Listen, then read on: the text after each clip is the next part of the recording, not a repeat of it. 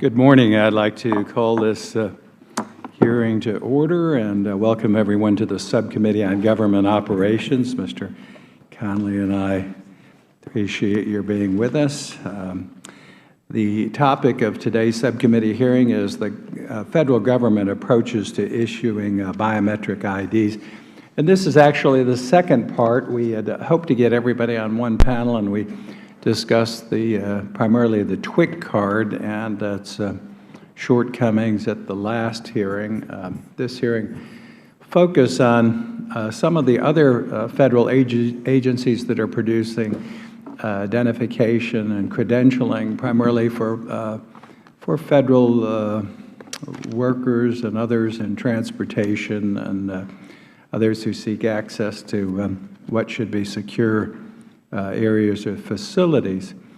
So with that being said, and that topic today, welcome our witnesses. We'll hear from you in a minute. We'll start today's proceedings, and the order of business will be first opening statements by myself and Mr. Conley and any other members that join us. I see Mr. Massey's joined us too. And our subcommittee will then hear from the witnesses. We'll hear from all the witnesses, and then we'll take some time to do questions. We'll wait till we've heard from all of the witnesses to do that. We have an important mission statement that I won't read the whole thing today, but we have a responsibility to ensure that the obligations to taxpayers are met, that we carefully review the performance of various government programs. You have authorizers and you have appropriators, and they have their mission early on in our government. They created this committee and its predecessor to review how agencies and government entities were following through with both the intent of the law and then the manner in which funds have been appropriated. And that's the purpose of the Government Oversight and Reform Committee, general purpose. Again today, having been involved in this whole process since 9/11, good Lord somehow put me in charge of aviation back in 2001, early in the year. And little did we know what would happen with 9/11 and the aftermath of 9/11. And had the obligation and responsibility to put together some programs and try to make certain that we put in place some mechanisms for the best security possible. One of the things that we looked at was credentialing. And of course, when we started back in 2001, after creating TSA and looking at some of the other needs, try to make certain that we had exact identifications of those who were involved in transportation and accessing, again, secure facilities. We immediately saw that the need for some standards, and it was back in 2004 that President Bush actually issued a directive and set some standards, and those are still in place today. It was Presidential Homeland Security Presidential Directive 12, and the issuance of that set, again, standards that are supposed to prevail today, but unfortunately, many agencies have not made significant progress in implementing the biometric standards. We're going to hear from the agency that actually sets those standards, and I'm very concerned that time and time again, and in previous hearings, I've been promised that the standards are just about to be set, just going to be a matter of months. In fact, maybe the staff could get me that, the last commentary, and now I'm told that the last person that testified and told me that it was just a matter of months before those standards are set is now retiring from the federal workforce. So probably the first question I'll have for her replacement is, when do you plan to retire? But again, without those standards being set, sometimes the agencies who are testifying before us are left in the lurch without a standard set by the federal government. A dual biometric measure is something we've always sought after, and that's in the form of both fingerprints and also iris. And if you have those two biometric measures, you can almost guarantee that the person with the credentialing is that person. We'll hear also from, I believe, one of the witnesses about the ability to abuse credentialing and some of the problems even with using fingerprints as a sole source of identity. We looked at the TWIC program, and let me run through some of the programs that we've got pretty quickly. I think Mr. Conley may recall some of the testimony. We spent over $500 million on a TWIC card. We've issued more than 2 million of them now. We're reissuing some of them. The TWIC card does not have full biometric dual capability. It has some fingerprint capability. Unfortunately, it also does not have a reader. And most recently, we've gotten a request to maybe do away with the requirement for a reader. So we spent $500 million on a pretty expensive ID program that could have been done at a fraction of the cost. It almost defies reason that we could go this long, not produce a card that could be used, and again, still don't have a biometric standard or incorporation of that capability in the TWIC card, and we're on our second set of issuing these expensive I call them college IDs, as any college kid could produce probably the same thing off of his computer. We've gone round and round with the FAA on a pilot's license. Some of you may recall that in the past, in fact in law, we set that the pilot's license, which used to be a little folded piece of paper, that we said in law that it had to be durable, it had to have a biometric capability, it had to have a photo of the pilot on it. And lo and behold, several years ago, a pilot approached me and said, "Have you seen the new pilot's license?" Where's my new pilot's license? And the pilot's license was durable. I got one of these here. It was durable. The strip was not really biometric capable. In fact, anything in your wallet, any credit card would have better capability than the biometric capability of the card. And then the only, you see the front of the card up there, I've got the back of the card. The only pilot photo on the card were Wilbur and Orville Wright. This is not a joke. This is what we have for a pilot's license. So we still don't have a credential for a pilot, a commercial pilot. This is what we have. Now, last week when we did our hearing out in Dayton, you weren't there. I actually had a chance to go to the Wright. Believe me, I wanted to be in Dayton. Yes. Well, I went to the Wilbur and Orville Wright graveyard. Their tombs are here. Both of these pilots are dead. I can confirm it. I've been to the site of their, it's quite interesting if you ever get out to Dayton. It's in Mr. Turner, who's a member of our committee, his district. But the only pilots on this license produced to this date are Wilbur and Orville Wright, certifiably dead. So that pilot's license, and when you talk to FAA, they said, well, DHS has to set the standards and TSA, and then they point to, again, the National Standards Bureau, who hasn't set a standard, and again, that lady's retiring, so we'll talk about that in a few minutes.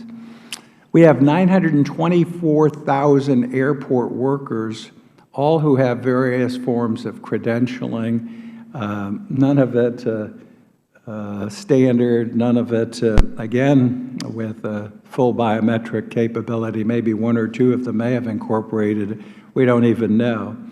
But TSA has started a pre-check program, and I've had an experience with that personally. I was able to get on. My wife was not able to get on. I don't want to complain about that. But I guess it's based on the number of miles that you have. Now, I understand they have a pre-check light, which is going to be interesting, so you don't have to have quite as many miles. But again, even if you have that capability, and it is encoded in your boarding pass, you still do not have any credentialing, and you don't know for certain who the person is who has the pre-checked clearance. I could thwart the pre-check in a nanosecond, and again, anyone who has intent on imposing a terrorist act could do the same. Then, again, our own personal experience, and I have to relay this to the committee, is my wife couldn't get in pre-check, so they said go global entry. So after waiting a long time and then paying the fee, which we did, she finally got her global entry. There's 734,000 people she's joined with global entry. And she got her card and proudly displayed it, but found out that the form to apply was not properly crafted to get the information needed. So her middle name, which is Evelyn, is on her global card, but it doesn't match her passport, which has her maiden name. So again, she has a card with fingerprints, with no iris, and you have conflicting documents. Of course, the passport, and I remember meeting years ago with the passport folks trying to get them on board to have dual identity. They've produced that without that capability. So we have millions of passports issued, again, without dual biometric capability. We also have Nexus with 850,000 people, no bio. We have FAST, I guess it's a trucker and cargo program, 80,000, no bio. We have dual bio. We have 750 million air travelers who go through with various documents, driver's license, and any kind of public ID, most of which, again, can be easily forged and used in an improper manner. There is a little bit of good news. The private sector's produced a clear card. Do we have a clear card? And a little clear card here. And this actually has a biometric. Now, it doesn't have a standard. I guess TSA or somebody must have checked off on a clear card, but it's not the standard set by the federal government or our standards agency, but it has a dual biometric capability. One of our subcommittees visited a year or so ago Canada, and since 2007, they've had, it's called RAIC, Restricted Area ID Card, and all of their airports and airport workers, personnel across Canada, 28 airports, about 1/10 of what we have in size, but they all have dual biometric credentialing, and it also has different standards for entry and clearance, and they've had that in place since 2007. So that's a little bit of background. We've spent billions of dollars on these credentialing. I think we've left ourselves at risk. We don't know who is coming and going, whether it's passengers, airport workers, transportation workers, pilots, but we have spent an incredible amount of money, and it's absolutely mind-boggling that we do not have at this stage proper credentialing or anything that even comes close to complying with the intent of Congress or some of the standards that were set back in 2004. So a little bit of a long introduction, but some of the information that I want and background that I wanted to cover this morning. Mr. Conley. Thank you, Mr. Chairman, and thank you for your passion on this subject, which is quite evident, and it's important. And you referenced our first hearing on this subject, and I remember it quite vividly. And you know, this is a topic that demands much more attention. At our previous hearing, we talked about the failure of the TWIC program, and we talked about programs that worked. The Chairman just cited the clear card in the private sector, but in Afghanistan and Iraq, millions of contractors and civilian personnel have been issued ID cards that work. Very few are the incidents of people being able to misuse those cards and breach security. If we can do it in the theater of war, why can we not replicate that, or at least the best elements of that, here at home? And the failure to do so is an ongoing source of distress, I hope for you and certainly for us up here. So I really want to have a dialogue this morning, Mr. Chairman, about what can we do to ramp this up and make it efficacious, something that doesn't violate people's privacy or civil liberties, but on the other hand protects the country and is more efficient than the current systems we have of screening mass numbers of citizens in transport nodes throughout the country, including airports. So I'm looking forward to your testimony, and I very much want to hear ideas. And I will say parenthetically, the Chairman noted that we had a witness who made assurances about deadlines being met and things happening. She had to know she was retiring. She had to know that she wouldn't be accountable after that hearing. And that's disappointing, because this is about the nation's security, and we're all actually on the same team trying to get at what works and what doesn't. And frankly, that kind of behavior is most disappointing, if not disingenuous, and I would hope it would be avoided in the future. At any rate, with that, I look forward to the testimony this morning and working with our colleagues in the executive branch to try to resolve this issue for the sake of the security of the country. Thank you, Mr. Chairman. Thank you, Mr. Conley. And all members may have 7 days to submit opening statements for the record. And now we'll go to our first panel. I guess we've got two panelists today. Oh, it's all one? Okay. Now it says first, so you're the first and only. And is it Mr. Charles Romine? Romine, okay. Is the Director of Information Technology Laboratory with the National Institute of Standards and Technology. Mr. Stephen Martinez is the Executive Director of the Science and Technology Branch with the Federal Bureau of Investigation. Mr. John Allen is the Flight Director, Standard Services with the Federal Aviation Administration. Ms. Colleen Manaher is Executive Director of Planning, Program Analysis, Evaluations with Customs and Border Patrol. We have Ms. Brenda Sprague is the Deputy Assistant Secretary for Passport Services in the Department of State. So now part of this committee's work, or most of this committee's work, is investigative. We do, as part of our procedures, swear in our witnesses. And so the first thing we're going to do is ask you to stand. Raise your right hand. Do you solemnly swear or affirm that the testimony you're about to give before this subcommittee of Congress is the whole truth and nothing but the truth? Answered, all of the witnesses answered. The record will reflect in the affirmative. Well, welcome today, and we're going to start with Mr. Charles Romine, Director of Information Technology Laboratory of the National Institute of Standards and Technology. And Mr. Conley, Mr.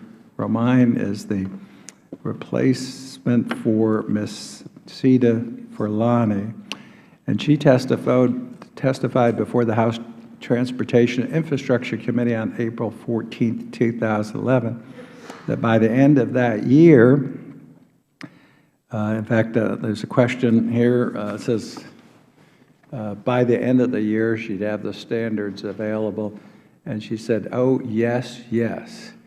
Now, I guess I can't hold her in contempt since she's retired, but we have Mr. Romine here today to update the committee on, and not only this time was I told that these standards were right around the corner, but several other times, and we can document that. This will be made part of the record without objection, so ordered. So we'll hear from you first, sir. Welcome, and you're recognized. Chairman Mica, Ranking Member Conley, and members of the subcommittee. I'm Chuck Romine, Director of the Information Technology Laboratory at NIST. Thank you for the opportunity to appear before you today to discuss the NIST role in standards and testing for biometrics. NIST has nearly 5 decades of experience improving human identification systems. NIST responds to government and market requirements for biometric standards by collaborating with federal agencies, academia, and industry to support development of biometric standards, conformance testing architectures and tools, research advanced biometric technologies, and develop metrics for standards and interoperability of electronic identities. NIST research provides state-of-the-art technology benchmarks and guidance to U.S. government and industry. To achieve this, NIST actively participates in federal biometric committees and national and international standards developing organizations. Biometric technologies can provide a means for recognizing individuals based on one or more physical or behavioral characteristics. These can be used to establish or verify personal identity of enrolled individuals. By statute and administration policy, NIST encourages and coordinates federal agency use of voluntary consensus standards and participation in the development of relevant standards, and promotes coordination between the public and private sectors in the development of standards and conformity assessment activities. NIST collaborates with industry to develop a consensus standard that is used around the world to facilitate interoperable biometric data exchange. The standard is evolving to support law enforcement, homeland security, forensics, and disaster victim identification. Internationally, NIST leads development of biometric standards that have received widespread market acceptance. Use of these standards is mandatory by large international organizations for identification and verification of travelers at border crossings. In response to Homeland Security Presidential Directive 12, NIST developed a standard to improve the identification and authentication of federal employees and contractors for access to federal facilities and IT systems. NIST is updating the standard and guidelines to include optional use of iris images for biometric authentication, use of facial images for issuance, reissuance, and verification processes, and privacy-enhancing on-card comparison. NIST leads the development of conformance tests for implementations of national and international biometric standards. In August of 2010, NIST released conformance tests designed to test implementations of finger image and finger minutiae biometric data interchange formats specified in 4 American national standards. And in 2011, we released conformance tests designed to test implementations of the International Iris Image Data Interchange Format Standard. Understanding capabilities and improving performance of biometric technologies requires a robust testing infrastructure. For more than a decade, NIST has been conducting large biometric technology challenge programs to motivate the global biometric community to dramatically improve the performance and interoperability of biometric systems, foster standards adoption and support global deployment, and achieve an order of magnitude better accuracy gains. One example is the Iris Exchange, or IREX, testing program, initiated at NIST in support of an expanded marketplace of iris-based applications based on standardized interoperable iris imagery. The work is conducted in support of the ISO and ANSI NIST standards. The IREX-3 testing program evaluated large-scale, one-to-many iris identification algorithms. The NSTC National Biometrics Challenge 2011 report included key challenges to the future applications of biometrics technologies, including research in the privacy and usability of biometrics. For privacy, NIST is collaborating to advance technical methods to safeguard and control the use of biometrics through methods such as liveness detection and biometric template protection. Usability is a priority for deploying biometric systems within the federal government. NIST was identified in a recent National Academies report as one of only 2 organizations addressing usability in biometric systems. NIST has applied its usability expertise to several studies involving biometric systems. As a result of one study, all of the fingerprint scanners at U.S. ports of entry are now angled to improve the collection process. In summary, NIST has a diverse portfolio of activities supporting our nation's biometrics needs. With NIST's extensive experience and broad array of expertise, both in its laboratories and in collaboration with U.S. industry and with other government agencies, NIST is actively pursuing the standards and measurement research necessary to deploy interoperable, secure, reliable, and usable biometric systems. Thank you for the opportunity to testify on NIST's activities in biometrics, and I'd be happy to answer any questions that you may have. Hold the questions, as I said. We'll turn next to Mr. Stephen Martinez, Executive Director of the Science and Technology Branch of the FBI. Welcome, and you're recognized. Good morning, Chairman Mica, Ranking Member Connolly, and members of the subcommittee. I want to thank you for the opportunity to appear before the committee today and for your continued support of the men and women of the FBI. I'm pleased to describe for you today the FBI's experience in using fingerprints as an effective identification biometric so that you may consider it in the context of the issuance of government credentials. While the FBI has developed deep expertise in a variety of biometric modalities, the production of government identification cards beyond our own use for physical and logical access control is not a primary area of direct FBI responsibility. The FBI uses fingerprints in two primary ways: in conducting background checks and in criminal investigations. A criminal history record, or rap sheet, is a catalog of information taken from fingerprint submissions in connection with arrests. All arrest data, including a criminal history summary, is obtained from fingerprint submissions, disposition reports, and other information submitted by agencies having criminal justice responsibilities. The FBI also maintains a civil file of fingerprints tied to biographical data collected and submitted in matters of federal employment, naturalization, or military service. Fingerprints recovered from evidence found at crime scenes are processed through our Latent Print Operations Unit, or LPOU, located at the FBI laboratory in Quantico, Virginia. These latent prints of unknown individuals are examined and used to assist in criminal investigations. The LPOU also uses fingerprints to assist in the identification of victims from natural disasters and mass fatalities. Such events include Hurricane Katrina, the Thailand tsunami, the Oklahoma City bombing, and the attack on the USS Cole, and most recently the 9/11 terrorist attacks, and of course it will be applied in the attacks in Boston. Originally, fingerprint identification and matching were performed manually by trained fingerprint examiners in a laboratory. Today, through the use of computer technology, the practice has evolved into a highly automated and reliable process.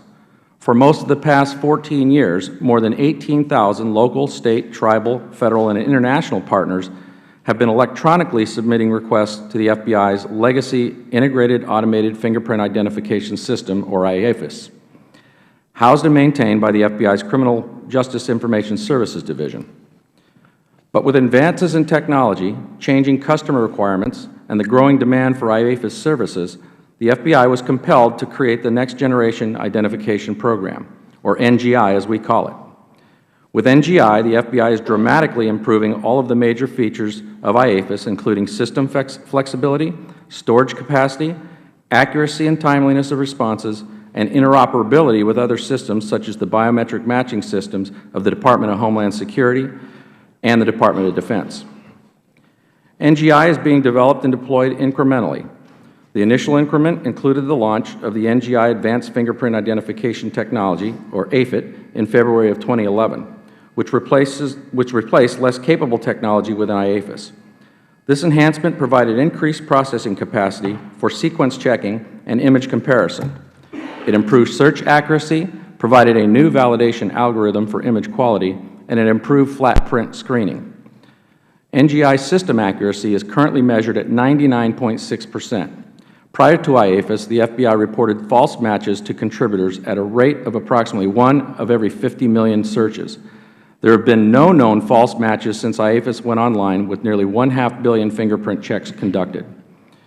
NGI's second increment, the Repository for Individuals of Special Concern, or RISC, was completed in August of 2011. RISC enables mobile access for law enforcement officers nationwide through handheld devices that capture and submit fingerprints of high-interest individuals and search them against a repository of wanted criminals, terrorists, and sex offenders.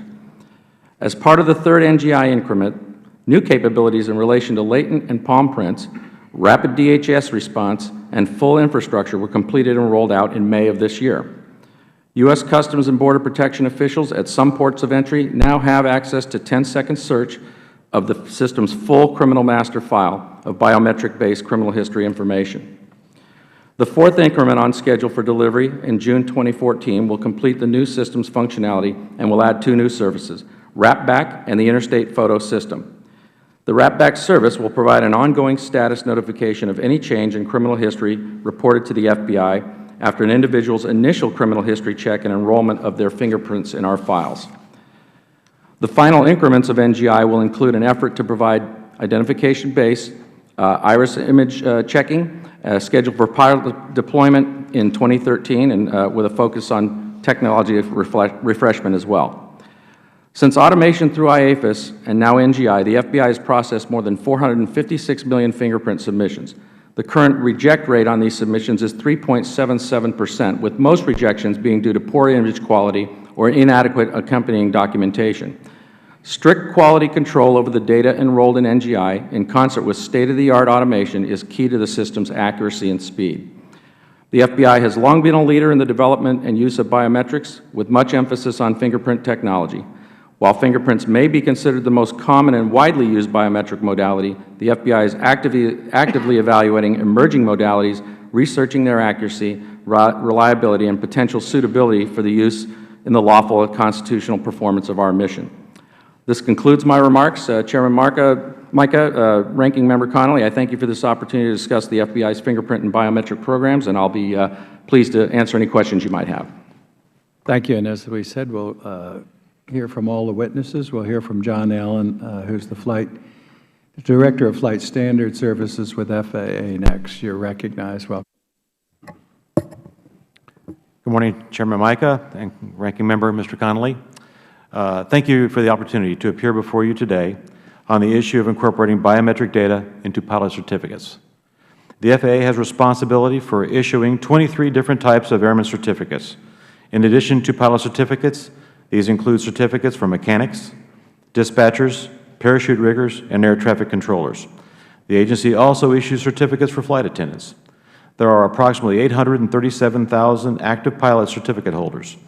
Historically, the primary function of these pilot certificates was simply to document that its holder meets the aeronautical knowledge and experience standards established for both the certificate level and any associated ratings. Although pilot certificates have not been intended for identity verification purposes, the FAA has a long history of responding to law enforcement interest in enhancing airmen certificates.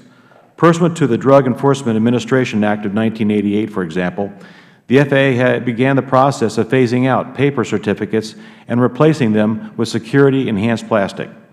Since April 2010, all pilots have been required to have the new plastic certificates. And holders of the remaining airman certificate types, such as mechanics and dispatchers, were required to have these plastic certificates by March 31, 2013. These plastic certificates include tamper and counterfeit resistant features such as microprinting, a hologram, and a UV-sensitive layer. Additionally, the FAA has taken other steps to meet law enforcement concerns. Since 2002, the FAA has required pilots to carry a valid government-issued photo ID as well as a pilot certificate in order to exercise the privileges associated with the certificate. This allows an FAA inspector or a fixed-base operator that rents airplanes to confirm both the individual's identity and his or her pilot credentials. In 2004, Congress directed the FAA to develop tamper-resistant pilot certificates that include a photograph of the pilot and are capable of accommodating a digital photograph, a biometric identifier, or any other unique identifier the FAA administrator considers necessary. I want to emphasize the FAA had already met some of these requirements when we began issuing the tamper and counterfeit resistant certificates in 2003. To address the remaining requirements, the FAA has required to initiate a rulemaking. We did so in November 2010, and while the agency was reviewing the hundreds of comments received on that notice of proposed rulemaking, the FAA Modernization and Reform Act of 2012 became law. Section 321 of that Act requires that pilot certificates not only contain photographs, but also be smart cards that can accommodate iris and fingerprint biometrics and are compliant with specific standards for processing through security checkpoints into airport sterile areas. The FAA's NPRM did not contemplate these additional features. Because the Section 321 requirements were not within the scope of the previous NPRM, the agency was required to initiate another rulemaking in order to comply with the congressional directives. Currently, we are developing a notice of proposed rulemaking to issue smart card pilot certificates that can accommodate a photograph and other biometric data. In addition, we are analyzing the costs and benefits of various alternatives to meet this statutory mandate. To justify imposing a new cost on pilots, we must carefully consider the benefits of improved pilot certificates. And if pilot certificates with embedded biometrics are intended to permit airport access or increase security, we must coordinate with the Department of Homeland Security and TSA, who develop standards for airport access and security. Further, the FAA must coordinate our efforts with the National Institute of Standards and Technology, which is in the process of establishing standards for the use of iris biometric data. It is essential to identify and quantify the benefits of biometric enhancements and work with other Federal agencies as we move forward. The FAA must ensure we are not duplicating effort or imposing an undue burden on the public. We must also coordinate with airlines, industry trade associations, and organizations representing individual pilots through the FAA's Aviation Rulemaking Committee process. We are working hard to accomplish the goals outlined by Congress, and we are in the final stages of preparing a report to Congress. We believe this report will assist Congress in assessing the future use and inclusion of biometric data in pilot certificates. We look forward to working with you and in collaboration with other agencies as our efforts progress. This concludes my prepared remarks. I will be happy to take questions as you wish. Thank you. We'll get back to questions. Ms. Colleen Manaher is the Executive Director of Planning, Program Analysis, Evaluation with Customs and Border Patrol. Welcome, and you're recognized. Good morning, Chairman Mica, Ranking Member Conley, and distinguished members of the subcommittee.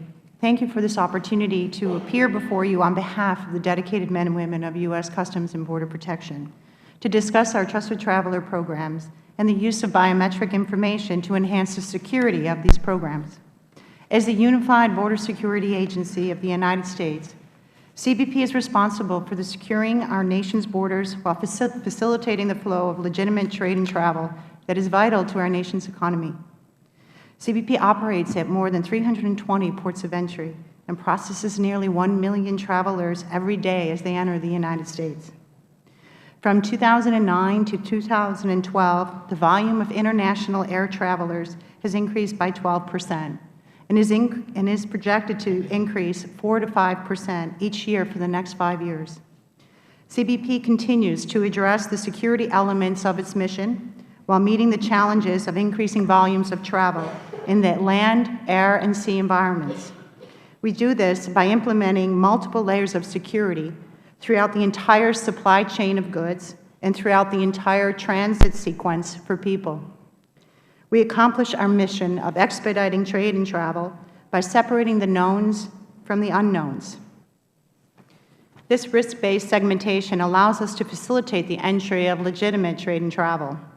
20 million of these known documents have been issued by DHS, our partners at the Department of State, by 4 of our states, 4 provinces in Canada, and 2 U.S. Native American tribes. By knowing the holder of these 20 million documents, CBP can focus its resources on travelers and traders that are unknown, with the goal of stopping illegitimate trade and travel. I would like to share just a bit more detailed information with you on DHS's flagship credentialing programs, CBP's Trusted Traveler programs, which have been essential to our risk-based approach to expedite the flow of travelers into the United States. They provide expedited processing upon arrival for pre-approved, low-risk participants through the use of secure and exclusive dedicated lanes and automated kiosks.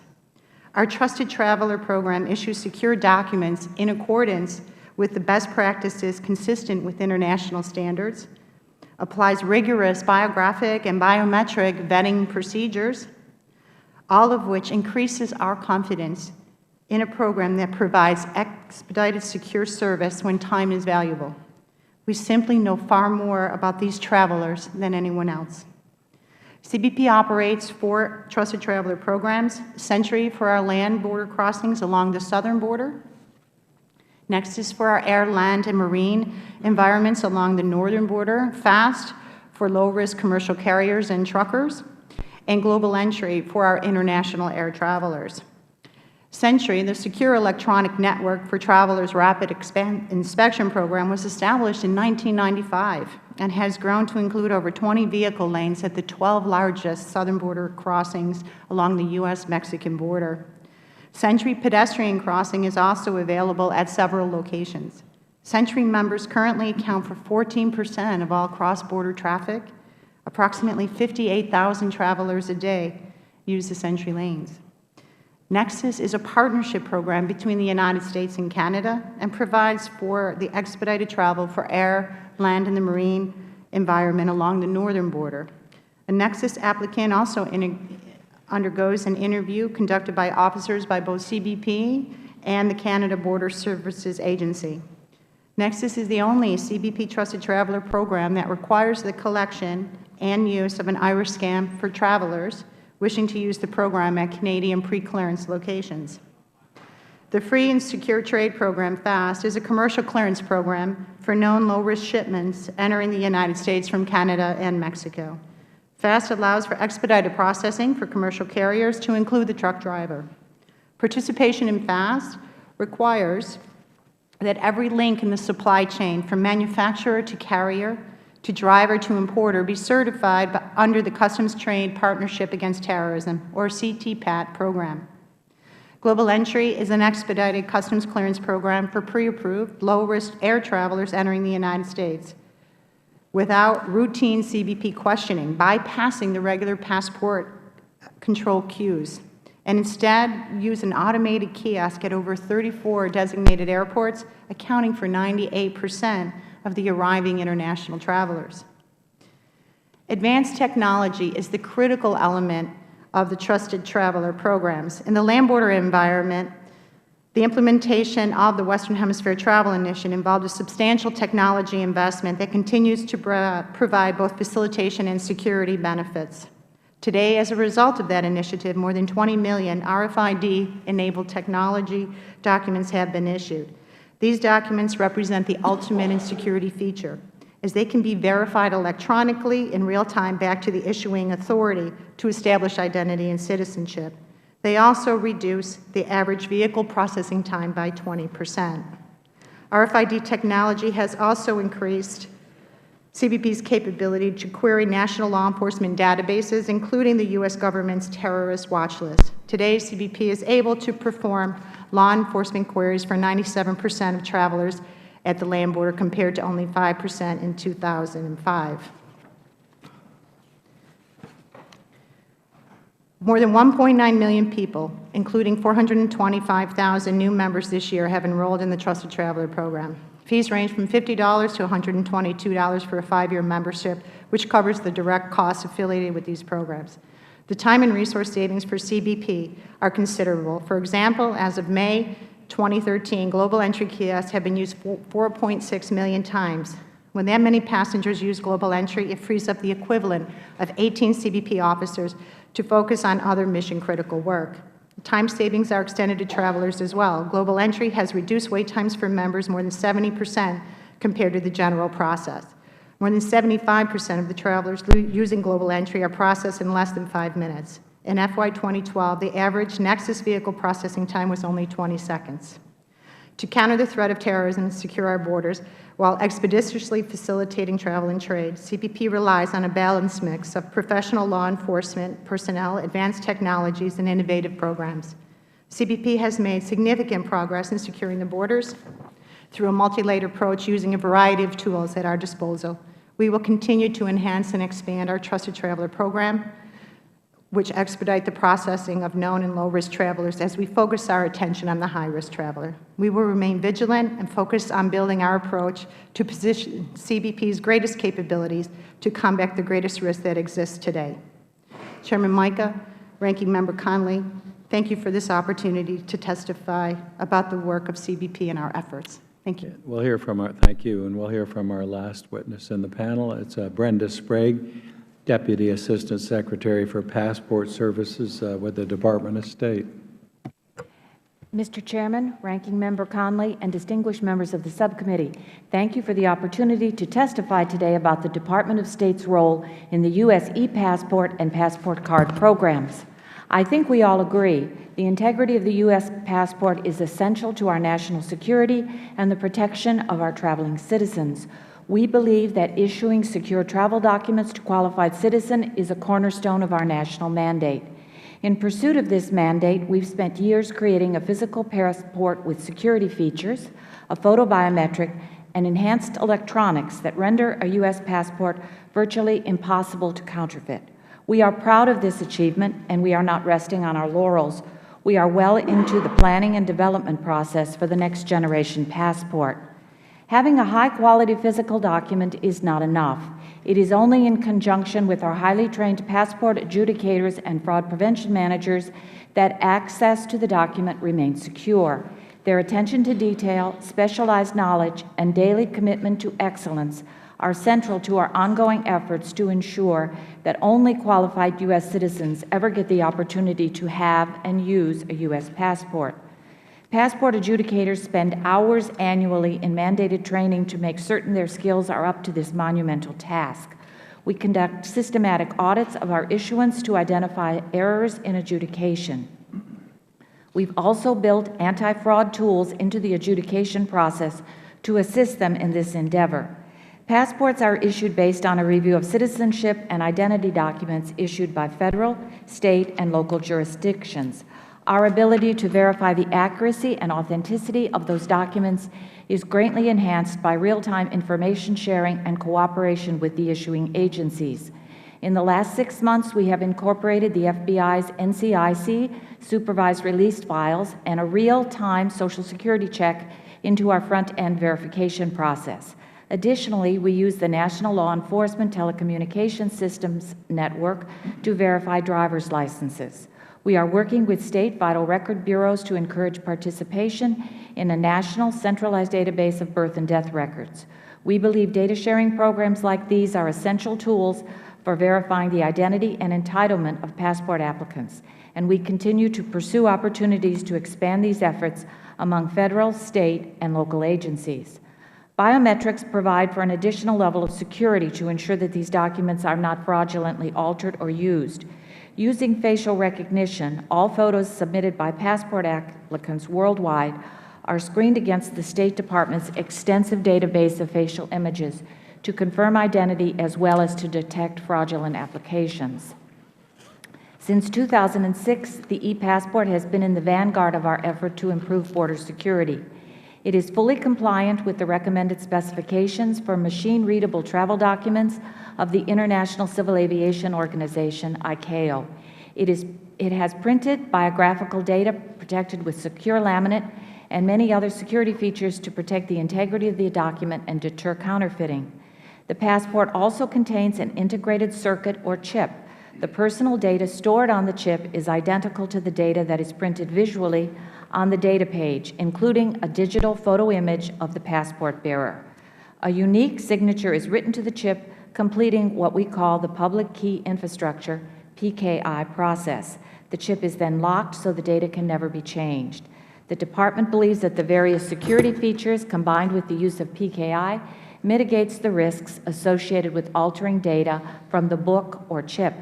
In July 2008, the Department of State began issuing passport cards which incorporate vicinity read RFID technology.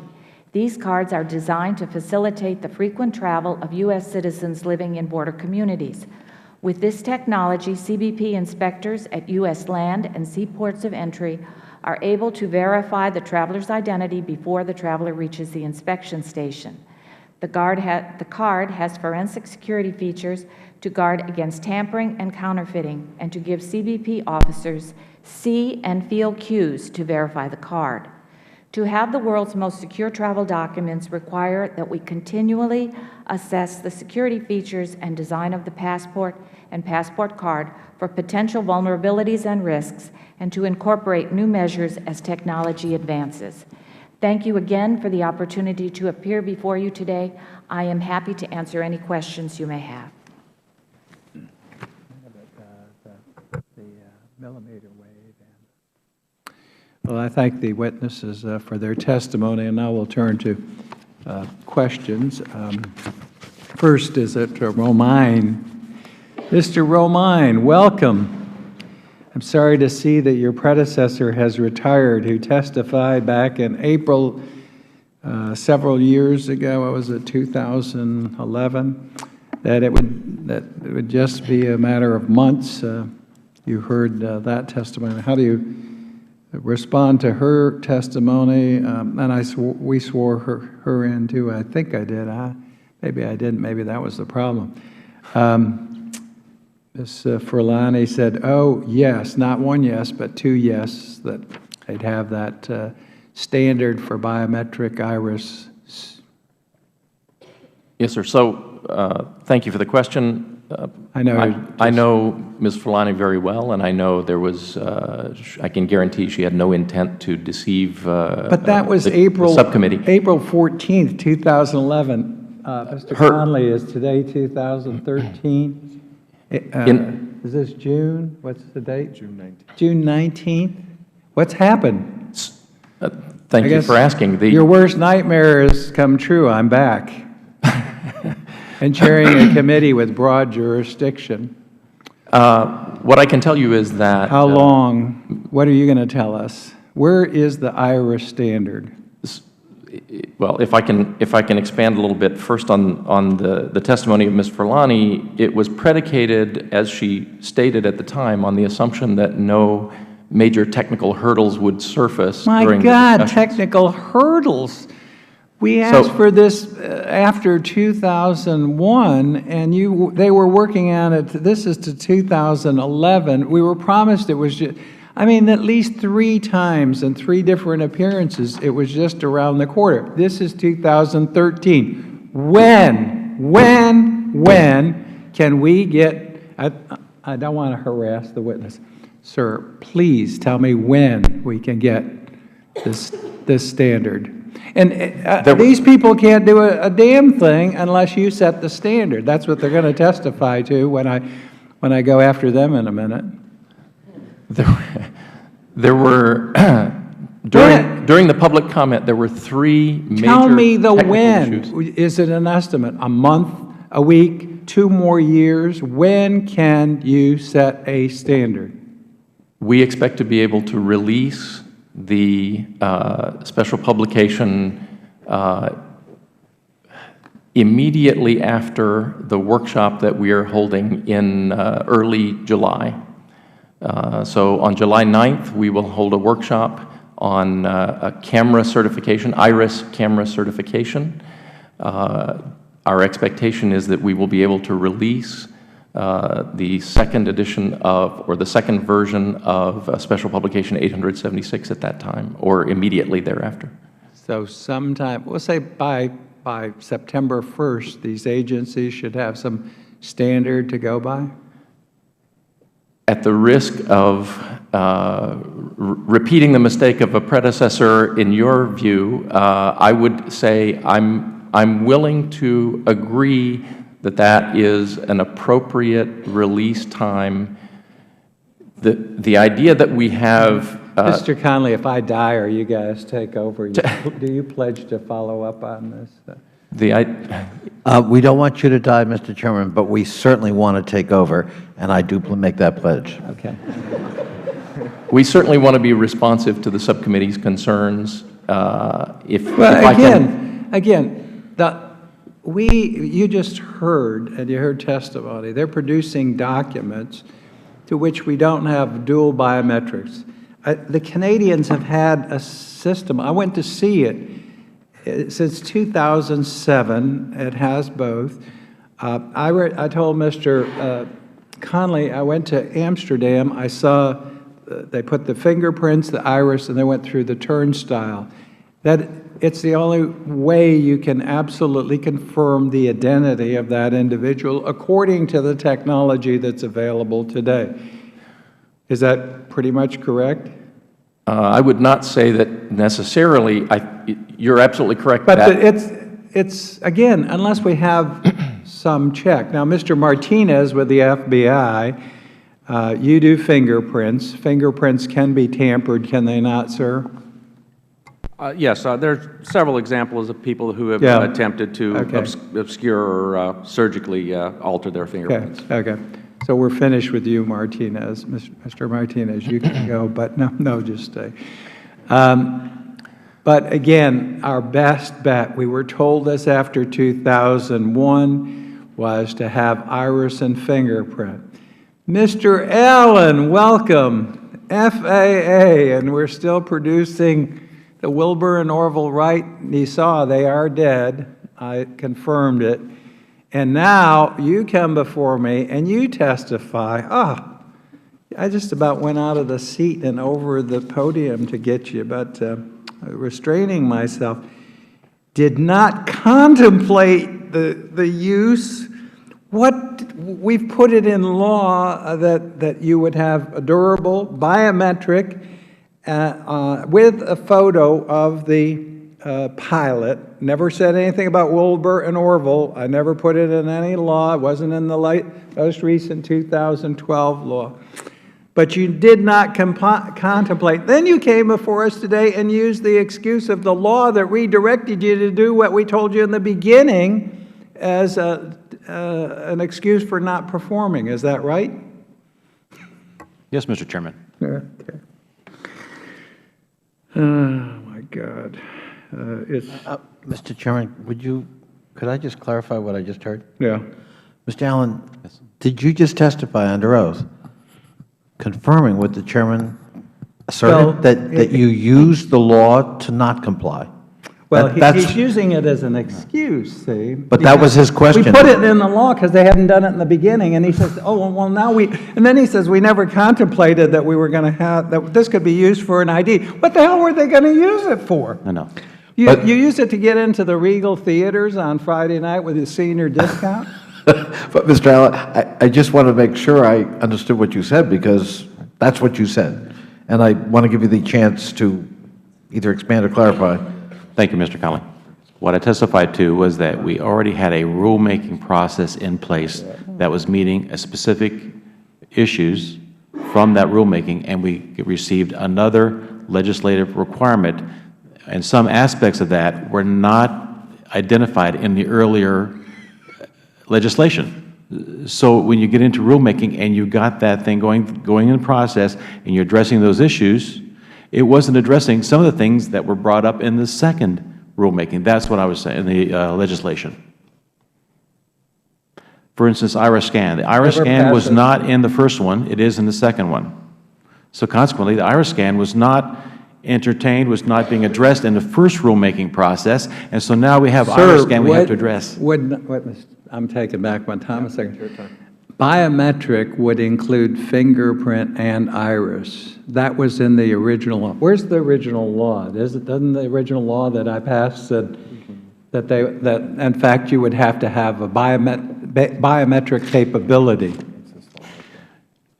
Yes, sir. It says accompanying a digital photograph, a biometric identifier, and there is some debate as to whether it has to be an iris scan or it could be a fingerprint or something like that. So therefore, that first rulemaking was not entertaining the iris scan. See, and then you just suddenly said you couldn't contemplate it be used for security. Again, what were they going to do with it?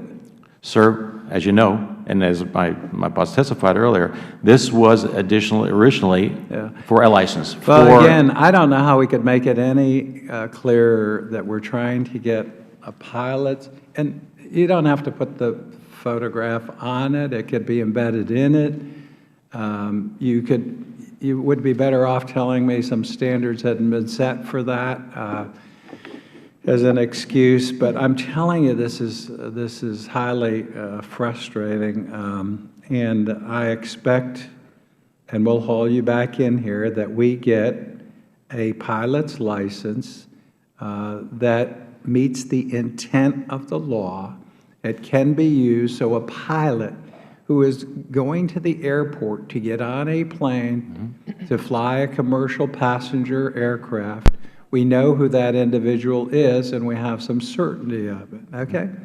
We have been lucky so far that, and now they have a known pilot program. If they get any more lanes at the airport of programs, there won't be room for the, the passengers. We have at least one airport, probably a dozen different lanes now. Ms. Manaher, I just described the global entry experience. I don't mean to get personal in these hearings, but I had to relay my wife's experience of not qualifying for pre-check, so she goes to global entry, and then you produce a card the way the form is set up with that requests her name, and she ends up with her maiden name on her passport, Ms. Sprague's passport, and her middle name on the global entry card. Is she going to be accepted by Sprague now? Yes? Even though it doesn't match? Had anyone given any thought to having a requirement even in the form that the passport match the global entry? Colleen, that's your form. Sir, it's my understanding that that is now fixed for Mrs. Micah. Oh, no, I don't care about Mrs. Micah. Oh, Don't tell her I said that. I'm just talking in general. I move that be stricken from the record. The chairman did Without not mean he objection, did. that's stricken from the record. Mr. Connolly had moved. But I'm talking about, again, it's a simple thing that your form should, if you're producing all of these global entry documents, that they should match the passport. Basic? Can we look at that? Yes, of course, sir. At least maybe look at the form or something, because again, and you are very nice people and you're here, but when you get to that agent that's responsible for checking the documents and they don't match. I've seen people in tears at TSA lines because their ticket doesn't match their ID exactly. Have you given any contemplation to incorporating an iris in the future in addition to a fingerprint on your documents? Yes, sir. As you know, in our Nexus program with Canada, we do use an iris, and I do believe that both iris and facial recognition. What standard are you using on the Nexus for the iris? It's the Canadian standard, sir. They're using. Yay! How about if we put in law that we just adopt the Canadian standard? They've had it since 2007. Have you ever known an instance in which it's been thwarted? Not to my knowledge, Okay, sir. yeah, okay. So others have done this. Is anyone familiar with the CLEAR program?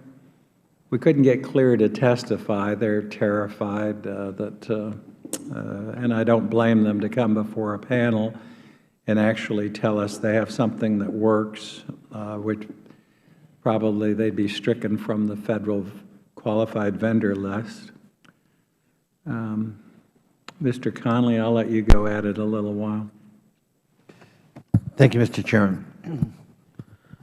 I think the frustration being expressed here is that it has now been 12 years since the tragedy of 9/11, and we seem not to have resolved this problem.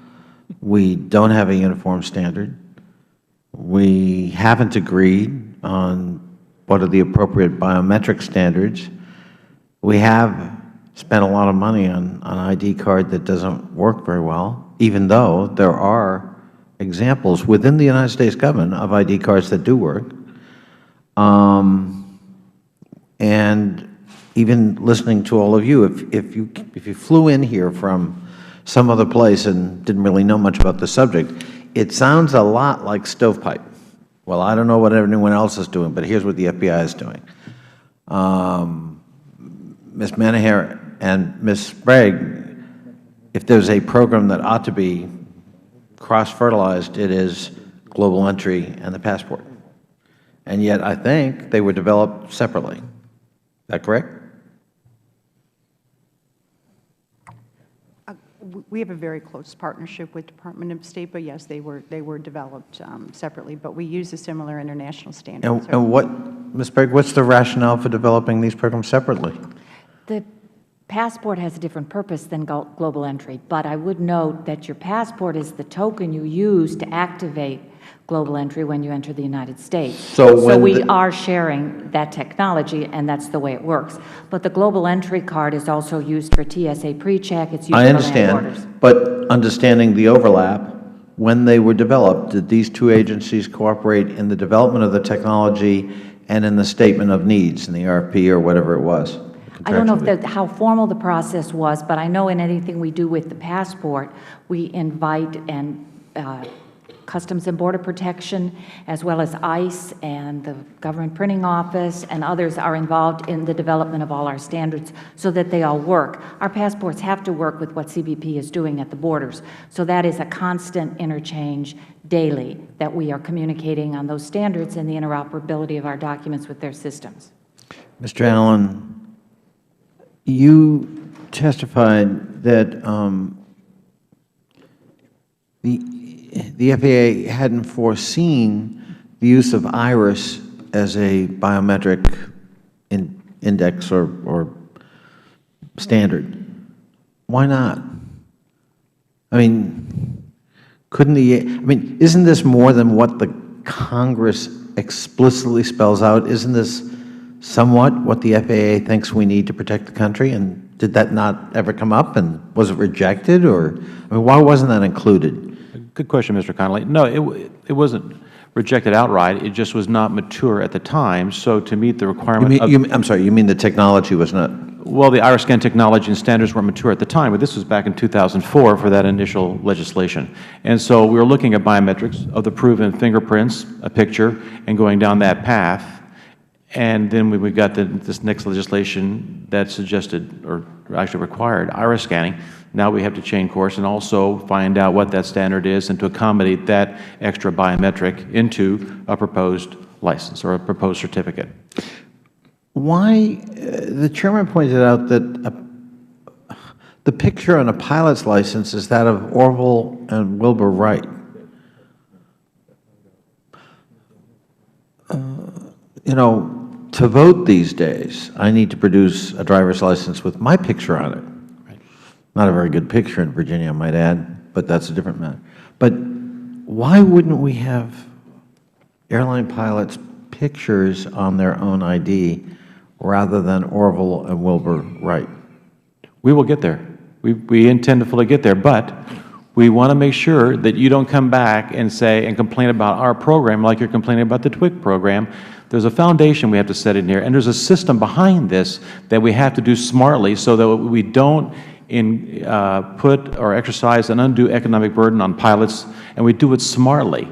We're learning a lot from the Global Entry Program, and as of today, they do have to submit a picture ID with their pilot's license, so there is actual verification. I have a Virginia driver's license as well, bad picture, that they have to. Did they make you take your glasses off? Yes, sir, they did. And you couldn't smile? No, I couldn't, just Yeah, like a French visa. I know. But it's, so you do have that security right now. So we believe we're going at it smartly, and we are working with TSA so we don't have stovepipes, as you suggested earlier, so that we don't go out shooting from the hip and doing undue harm on the public by requiring something that is not in concert with the other government agencies. So we have some standardization. I share your frustration as well. I've got more cards, including a military ID card. I understand what you're saying. We understand the intent, and we intend to meet that.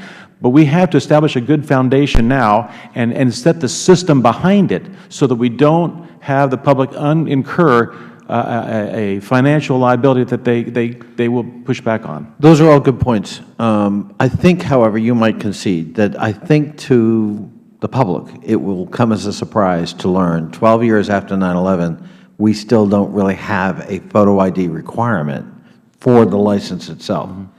I think that's somewhat shocking to the public. Yes, sir, I would agree that that would look shocking. All your points notwithstanding, because I think we do want to get it right, but it has been 12 years. I mean, when are we going to get it right? Well, we don't, when we do the Homogilla, I mean, just to put a picture on there is one thing, but to put the picture and biometrics, and also to work with other government agencies to make sure we're congruent with them, to also work with the public and the airlines and the pilots to help them understand what the systems are, and not even talking about the infrastructure out there that would be needed to put in place for regulating access to secure areas of the airport. Well, let me ask you this. Let me ask you this, Mr. Allen.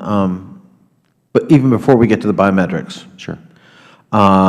your point is let's do it all at once, and that's a good point. But if I purport to be a pilot, or if I am a pilot, as I'm going through the system, am I ever required actually to get on the airplane to show somebody a photo ID? Yes, sir, you are. Okay. You're required to do that. All right. So it's not like we're totally ignoring that. No, sir. The fact that it's not on the pilot's license per se doesn't mean there isn't some sifting and sorting Yes. in terms of verification and That is validation. correct. Yes, sir. Okay. All right. Mr. Romine, NIST is charged with trying to set a standard so we do avoid the stovepipe Mr. Allen and I were just talking about. Again, what one does not sense, and is that we as a unified government are seized with a mission here. You know, absent some kind of effective biometric ID standard, you know, you ask yourself, well, what could go wrong with that? The absence of that. And we all know. We can all speculate on the answers to that. I mean, frankly, Ms. Verlani, maybe she meant well, maybe she believed what she said. I'm sure she did. But now she's not accountable. So it's easy to reassure Congress and the public through its Congress when you're on the brink of retirement and you won't be the one testifying next time. Poor Chuck is. And I don't mean to suggest she did that deliberately, but I will say to you, it is a little troubling. I mean, where does that end if everybody who comes here and testifies on behalf of a federal agency is watching the clock in terms of I retire in 2 months, so I won't have to be back here and explain myself for why 2 years later, 2 years and 2 months later, actually what I gave assurances for did not happen, and we're not even within sight of it happening. So I think that's the frustration you're hearing. But are we seized with a mission, and how can we provide guidance to federal agencies, including your colleagues at this table, through a robust, rigorous process and standard setting by NIST on something so vital? So you've keyed on exactly the right point. First of all, I'm happy to be accountable for this, to this subcommittee. I've told my staff I only have another 23 years in this job. I've done 2, 25 is my limit. So you will see. You're not going to retire on us. I will not retire All right, anytime soon. We can call him back. We're anytime. only in the second decade. We could get him into the third. But you've hit on it, which is this robust process that NIST manages that is this process whereby we convene the best technical experts nationally and internationally. And during that process, in the IRIS case, we received many comments, but several of them were sufficiently of concern to us that we feared that unless we resolved them, that it would derail our ability to stand behind the IRIS standard. And those 3 are the compression of the IRIS image and the size of the resulting image. There were constraints on it, on how large it could be, and we wanted to be sure that that would still give us sufficient comparability. The second, the community had expressed some concern about IRIS changes with age, and to avoid the potential of frequent re-enrollment because of IRIS changes as people age, we wanted to do the research necessary before we issued the guidelines.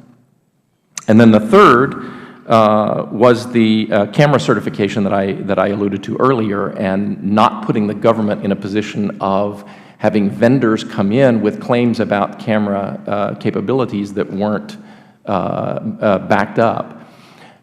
Those three things were of sufficient concern to us that we've spent now, as you point out, a significant fraction of our time resolving those issues. So we've been very active in this space, and I'm pleased to report that in each case we've had successful resolution. We've determined that the compression level that we are required to adhere to for interoperability with some of the identity cards that Federal agencies are using is not an impediment. We have done extensive research on a very large collection of iris images that date as long as a decade with the same individual's images over a 10-year period, and we've determined that change due to aging in iris is not an impediment. That's a recent finding from our researchers. And we've now put in place all of the tools that we need for certification of the quality of iris cameras. Mr. Romine, and Mr. Chairman, you've been most indulgent. Just two more questions, if I may. No, go right ahead. I assume part of the process is you're looking at best practices. You're benchmarking with other entities, other countries. The Chairman, for example, mentioned Amsterdam. So presumably you've looked at what they do. We engage with the international community broadly through the standards development process. But hopefully we're going to adopt best practices if we think they're best practices. Absolutely. That's and for example, standards development. Ms. Manaher's organization has already adopted the Canadian best practices because they work. Is that correct?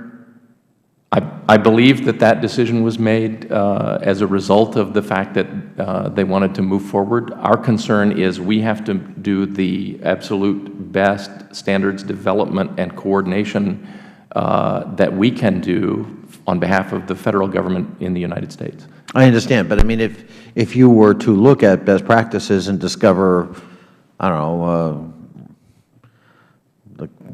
the Côte d'Ivoire standards are the best in the world and there's just no beating that based on everything we know, why not adopt it? That is our standards development process. Okay. We engage the international community. And the second question is, and does NIST look at what we're doing at Federal agencies to avoid the stovepiping, to avoid the duplication of effort, to avoid, and to make sure that in fact we're coordinating so that, for example, where global entry leaves off, the passport begins, or vice versa, so that we're not creating two separate systems that don't really synchronize? Yes, in the sense that NIST, by statute and by administration ruling, is the agency that's charged with coordinating both the development and the adoption of standards. Those standards are generally, again, by statute and administration ruling, we engage the private sector. Most of the standards development activity in the United States, unlike other countries, is led by the private sector, with NIST as the coordinating role on behalf of the Federal Government.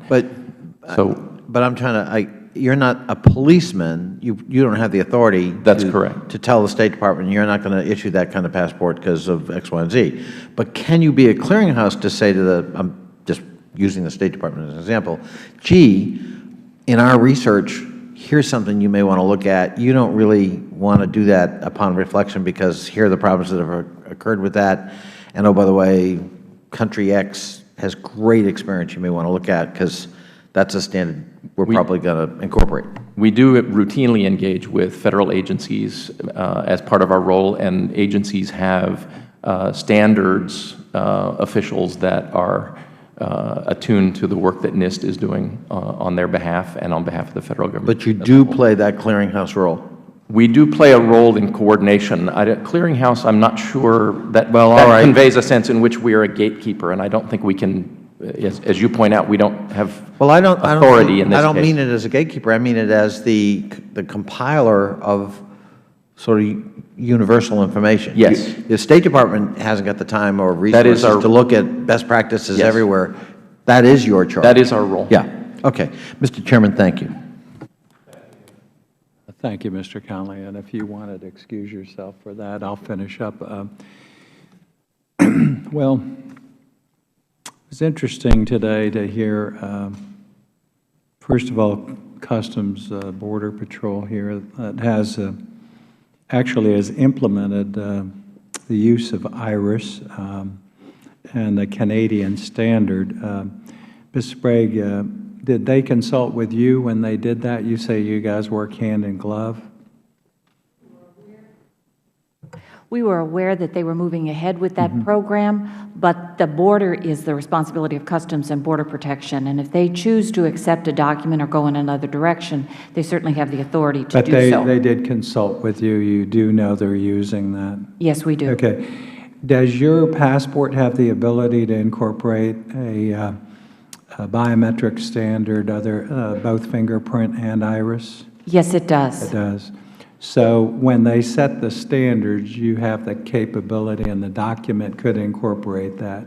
Yes, it does. But if I can, the Yes. question, the challenge will be the capture of that data. We have 113 million passports that do not have a secondary biometric. Yeah. We are issuing about 13 million passports a year.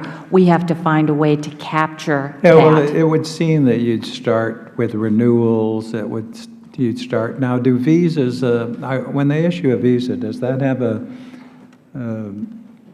biometric capability embedded in the visa document itself? The visa document points to, when it's read at the border, it points to the computer, which does have the match to the fingerprint. So we have captured the fingerprint overseas. And that can also be incorporated to include iris in the future? It can be. Okay, because again, if you look at most of the instances where we're trying to identify folks, whether it's issuing a visa from, where do we do it, from Nigeria or Yemen or wherever, that we know who is who, and we can also track those people. I did not know, and I asked staff to see if there was any federal agency. Mr. Martinez, are you aware of any federal agency, or do you have any use of dual biometric iris, either internally, or do you know of any agency that uses it, both fingerprint and iris? I'm not aware in the context of credentialing. We have an iris pilot where we are looking at iris as another identifier or a technology that we can use to add to our identification file with fingerprints and we're told that other data. The military does use some. I think they use it for some access, and they have a system they've agreed on. I think it's in Afghanistan, maybe some other posts, and CIA hasn't, we didn't call them in, but I'm sure they've got some sophisticated credentialing that is available. Now, Mr. Romine, you had testified that you're getting close, and I'm holding you to maybe sometime this summer. In previous meetings, when we had your predecessor folks in before, there was a panel or an interagency group that met to discuss these. Does that still exist, the standards? Under the NSTC, the National Science Technology Council, there was a Biometrics and Identity Management Subcommittee, and I believe that's still active. But I can that worries me. double-check that. I believe that still. Now, if anybody, you should know, because Mr. Connolly just talked about stovepiping it. The only way we're not going to stovepipe it is for people to be talking, meeting, discussing. When's the last time the group met? Did you ever meet with them? I have not met with them You're since I was... are you in charge of setting the standard or overseeing it? I'm in charge of I'm managing activity. the laboratory. And do you have you been at one of these meetings? I haven't personally been. I have... Now I'm really getting worried. Has anybody who's here been to any of those meetings? No, Mr. Allen, Mr. Martinez, you're the standards guy with FBI. Have you ever been to a meeting?